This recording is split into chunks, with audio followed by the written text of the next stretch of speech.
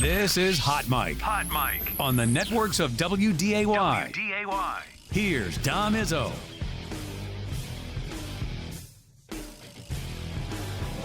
It's that time. An author. Offensive production, number 1. Number 2. Forgot. Golfer. It'd be like going on a 3-person best shot, and we were saying, Kolpack, you got to make a 25-footer every time.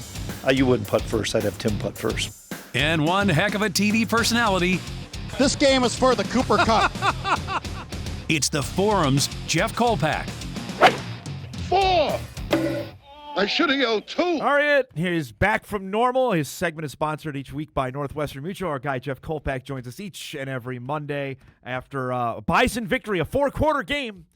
Polisek kept telling me it's going to be a 4-quarter game. Apparently, that ended up being the case on Saturday. I have one regret on the weekend. What was that? And Dave Sampson, our photographer, pointed this out as he was driving through downtown or something.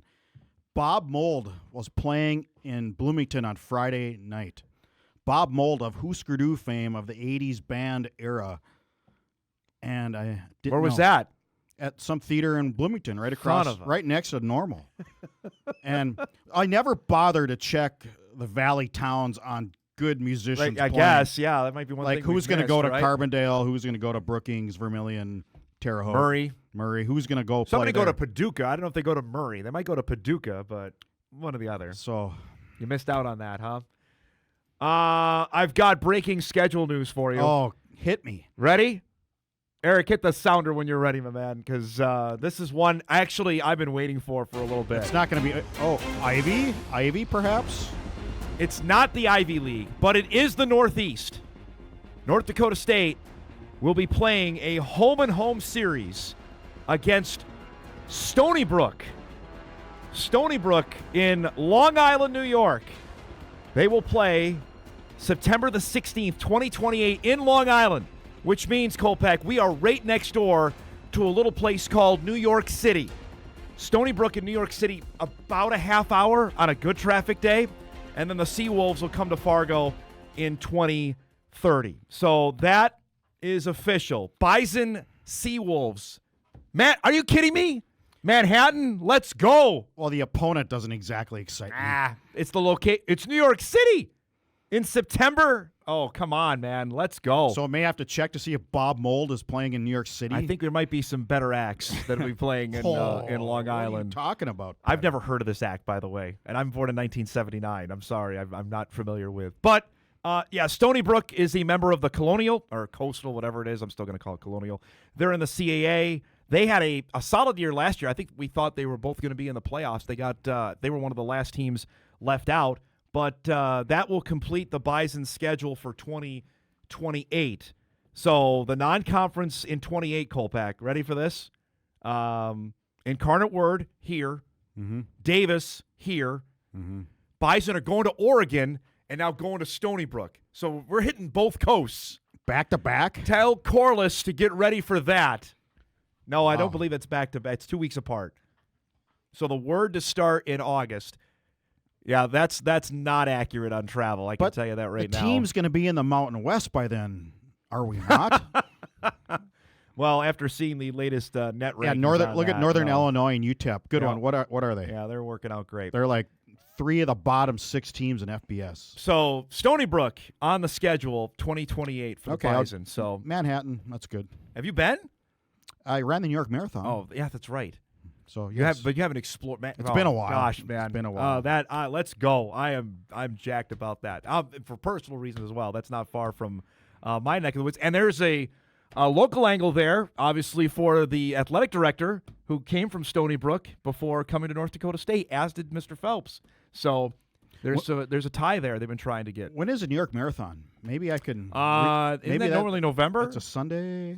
Yeah, it's normally Halloween. Yeah, it's later normally on. later on in that. But that's so there you go, and we'll get more on that coming up later on in the show. Okay, we mentioned the top I of your thought it was going to be Harvard when you said it was. I was hoping I was for thinking, an Ivy League, but I mean, I know they've been talking about getting into that corridor, whether it be Long Island or Stony Brook. I mean, you had there, me. so I was like, I know. I'm sorry about way that. to bring me up, and hey, the Ivy's got to get its down. act together about playing earlier in the year. Remember, they don't start till week 4 of the season. So until they're ready to play 11 games, let alone 12, we can't have that discussion. Where's yet. Mercyhurst? Is that Erie, Pennsylvania? Erie, Pennsylvania. That's not a destination? No, I'm going to give you a hard pass on Erie. I don't. If we have a lot of viewers in Erie, I'm sorry about that, but no. Well, no. I made fun of Flin Flon, Manitoba in one of our pregame shows, and then I thought, oh, our signal might be reaching Flin Flon. But so far, You have not got any retribution out of that? No, Yeah. nobody from Flin Flon has emailed me. All right, how would that I know you of. grade the Bison performance Saturday night? Okay. You're not going to be lights out every game. And to win a game when you're 18-16 going in the fourth quarter with no sign of panic that I saw, no sign of stress, they went out and just played better in the fourth quarter. I thought that you take that as a pretty good sign. All those title teams, those unbeaten teams, they always had games where it was like this. Yep. Or even more, tougher. There were always games there decided by a couple plays, and that's what happened on Saturday night. I thought offensively, Illinois State offered no resistance. I thought the they Bison gave, do whatever they wanted. I thought Illinois State, though, gave NDSU its best shot. I agree. I think they played their best game of the season. I thought they were ready. They had 2 weeks off. You forget about that. Yep. They had 2 weeks to prepare. They did some things to NDSU. I'm curious about the press conference tomorrow where, and I'm going to probably write about this, Tim sounded like a guy, he wanted to get right to the tape because Illinois State did some things that caused them to alter their game plan, I guess. Yeah, I would say, the Bison didn't punt in the game. So if you're going to take away that, offensively, okay, they had a safety against them. It was the end of the half, the missed field goal, and the end of the game. They kneeled it out. That was every other time they scored. So if you're looking at it from that perspective, NDSU did everything they wanted. A 17-point right, win. Right. I think defensively, when you look at it, hold on, Eric, before we get to the Peyton stuff, one quick thing. Defensively, going back to your deal on what Polisic was saying after the game, that there were certain creases there that Illinois, Sobkowitz is their best player, so you knew number 2 was going to get the ball. It was the other guy. It was 84, Melander out there. Their tight end got a couple passes. That was I think the deal maybe he's more upset about than anything. Well, Rittenhouse, though, was much better this time around than he was absolutely. last year. It was night and day. Absolutely. He was better. Yep. He was a better thrower. Yep. He looked quicker. He looked a little more sure of himself. And, again, NDSU adjusted. Yeah. I thought they made the defensive plays when they absolutely had to. McCaslin forcing that fumble that Staling recovered is a huge play because that's after the safety, and Illinois State was coming again. Midfield, right? Midfield. They're moving the ball again, and McCaslin forced the fumble, and then the Bison went right down and scored a touchdown. Staling should have been a scoop and score. I think he was upset about that. Yeah. We were visiting with him on the post-game show, and I think he was a little upset with himself that he didn't pick that up. And he said, I got the scoop part down. I didn't get the that would have been something. Part. Pick 6, and then the next game. That would have been Jabril-esque Jabril-esque because he did that in his prime for the Bison. And then at the end, so after the Bryce Lance touchdown, the Bison defense needed to stop, and that's when they got a 3-and-out. Let's go back to that Bryce Lance touchdown. Do we have the highlight? We'll get to that in a second, yeah. The footwork is just genius by him. Really he good. has such a great feel for the sideline and where he's at because at first glance, in real time, I thought he was out. It's just like the South Dakota State one. I thought there was no way. He had to have been out of bounds. And then they slowed it down on the replay. You went, yep. Oh, God, that's what they do on Sundays. Well, it's funny you say that because right prior to that play, I looked at Eric and I said, Illinois State's done a really good job of taking Bryce out of the game. And then, I'm not kidding, he can verify the next play is the Peyton to Bryce Lance touchdown. And talking to Bryce after the game, it was the first time they went just strictly man-to-man. That play, the That touchdown play. went, and it ended up biting. And Cole Illinois State. recognized it. Yeah. I think he switched to audible of some sort. He saw the coverage, and boom. What do we make of Mr. Peyton's game on Saturday? He's just he's been so good. Yeah. He's been so good. He's making the right decisions. That dual threat capability he has is just dangerous. I thought there were a couple, right. Illinois State thought they had him, and then he would just come out and do this, evade, and then go pick up 15 yards. Always making that first guy miss, too, or evading that first guy. Yes. It doesn't go down easy. He's obviously, we've seen his running ability over the years, but the ability to. His leaping ability we have not seen, and this one. Sammy had the best photo. Oh, if we have that photo. Stop in the air was fantastic. You look at the highlight, the verticality that he has with his jumping ability, I mean, it doesn't do it justice on video here. The single shot that Dave Sampson has in inform was just incredible. This is a great ball to Raja, I thought early. That set up the Eli Ozick field goal. How many catches has he made like that in his career? Oh, we're up to more than a handful Yeah. that he's done that. Absolutely. But there were, again, times where Illinois State thinks they got Peyton boxed in, and then he'll go and, all right, I'm just going to go pick up 9 yards. Yeah. And it's a lot different when you're second and This three. is the touchdown, which is, I don't know. Shout out to our guy Stace and Alex over there, by the way, on the sideline. Nearly getting involved in the action. I mean, that was dagger throw. Just fantastic. Yeah. And you're waiting for him to make a big play, and he went and did it. And they go and win again. And, again, for all the talk we've had about leading up to the season, about can he throw? Can he make the passes when he needs to? 5 games in, he's been sensational in that aspect. Is there any Peyton talk about him at all? nationally? If not, there should be. There certainly should be more on Look at that. Yeah. Look at how high he is. That's in talking to Sammy after the game. I think that's going to be in the running for photo of the year It's pretty good. in North Dakota and Minnesota. Yeah.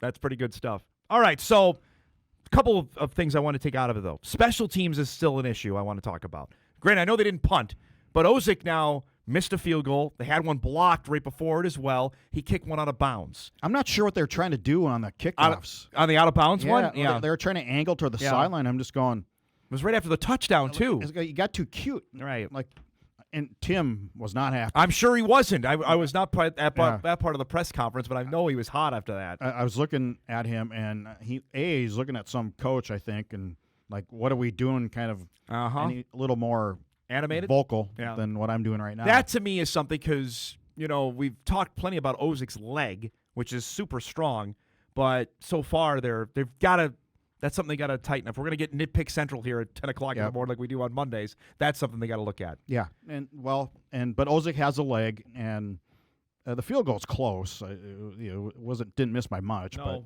he still missed it. You got it right. It's within his range. It's especially after the penalty against Illinois State where they blocked the original one, so it's 5 yards closer. It's at 40 yards out. But you got to make that. Don't forget, it's his first time year kicking. First year as a starting kicker.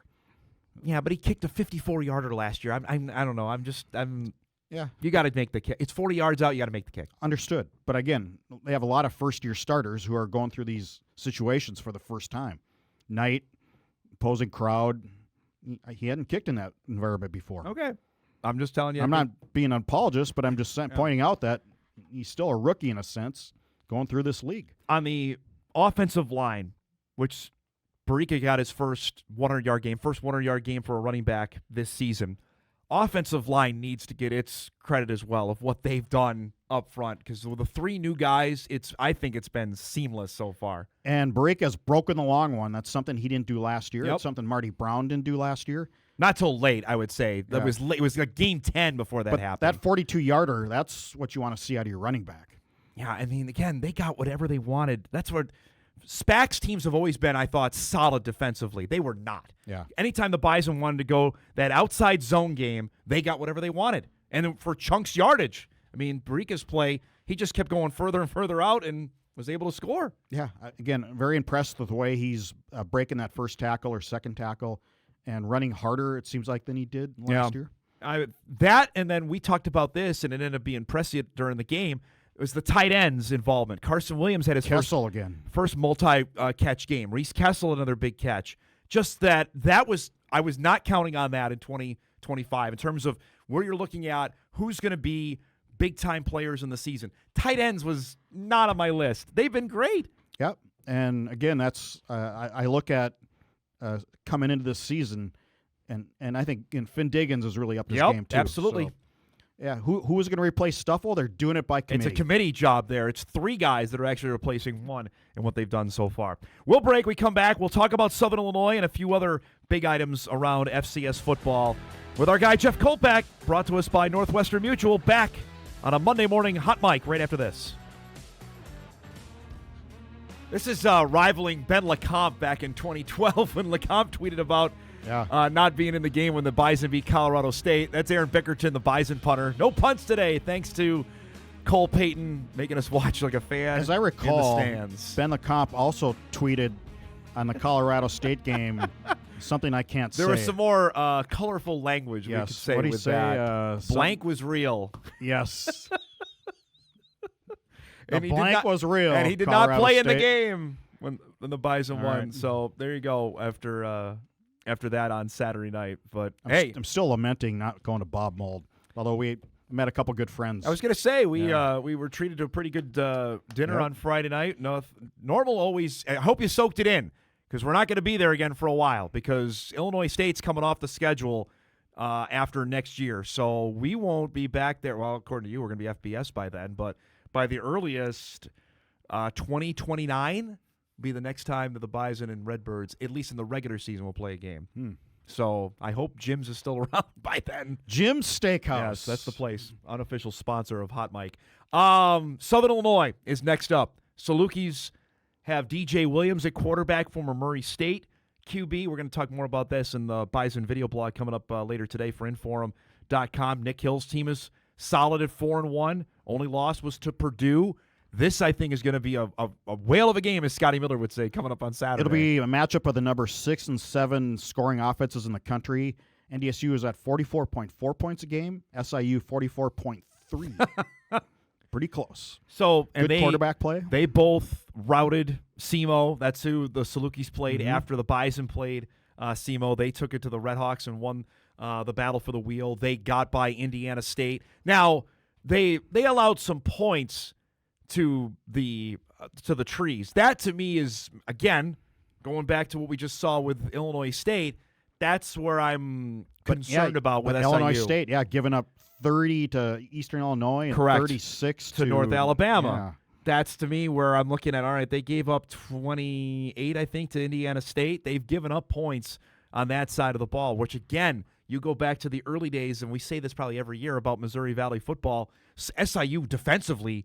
Kolpack, I remember you telling me about the trip to Carbondale in 2005, how fast when Jerry Kill was coaching down there. How big. Right. Dude, God, they had huge linebackers. Ask Steve Walker how that he got hurt that game. Yes, he did. Just got beat up. They were tough.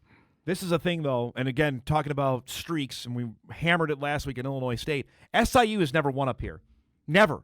You think about that when Dale Lennon took over as head coach, they could not get over the hump. Then Nick Hill was he's now the second longest tenured coach in the Valley, and he said it to me. He didn't even need me to bring it up. It's like, we've never won up there. We need to figure out a way to do that in our time. And they brought some good teams, but they're bringing a quarterback, DJ Williams, who he can slice and dice, and he's a veteran guy.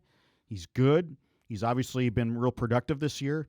I would go back. You look at that Murray State game tape. Again, there's nothing memorable about the 2023 Murray Bison game in Fargo. But he was elusive against a Bison defense, frankly, that was still figuring things out at that part of the 23 season. This could be a heck of a matchup for Grant Olson and the Bison D. Isn't it surprising that Southern Illinois, of all the teams in the Valley, they've been really good against FBS teams. They've gone to FBS environments and won games.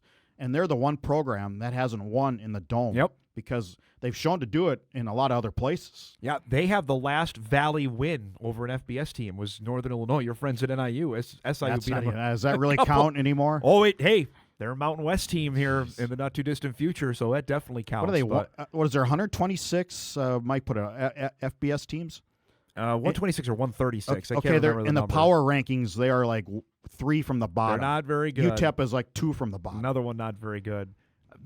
This SIU team, though, I'm really when we looked at the home schedule, the Jacks weren't on it. UND wasn't on it. USD was. I think for fans, like, this is a snoozer. No, this is going to be a really good game, I think, on Saturday. So you're not into pounding the Mountain West. I'm trying to lead you into pounding the Mountain West. What else is there to say? And you keep bringing it back to this game. I'm talking about what we're talking about here. What else have we to say? They screwed up. They added 2 teams that stink. You know, I said it the minute the story broke last October that NIU was on their radar. It's your show. You know? No, it's just like, I don't know what else you want me to hammer on them. We've got midweek football this week, though. You know that? Oh, Conference Conference USA.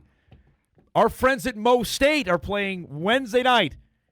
So Springfield gets a midweek game coming up on Wednesday. I think it's Middle Tennessee and Mo State. You'll watch that, right? Oh, 100%. You're diving into that.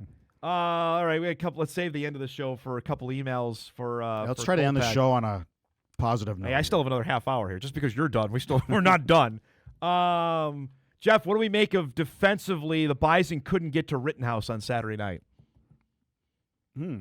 I thought he was good. I mean, he's pretty quick. They were also getting the ball out quick. I mean, it was like 2.5 seconds throw.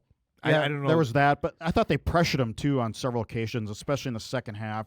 There was a big third or fourth down play that they pressured him, and that receiver is open, by the way. Yep. There's a tight end down the middle that would have been a big play. So not the fact they didn't sack him, but I thought they still got to him when they had to.